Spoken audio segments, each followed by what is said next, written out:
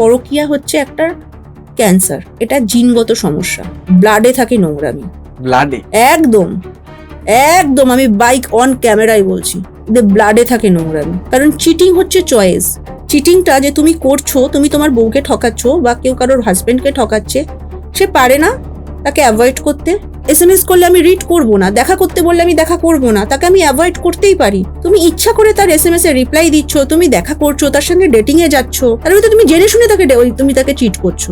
তারপরে তোমার কাছে এসে বলবে আমি বুঝতে পারিনি, আমি ফেঁসে গেছি, আমার ভুল হয়ে গেছে, আমি কিভাবে জড়িয়ে গেছি। কখনো না, তখন মনে হয় ঠাটিয়ে দুটো চড় মারা উচিত।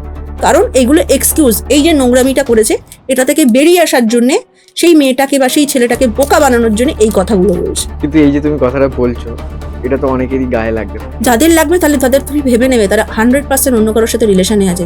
যারা রিলেশনে থাকবে তাদেরই এই কথাগুলো গায়ে লাগবে।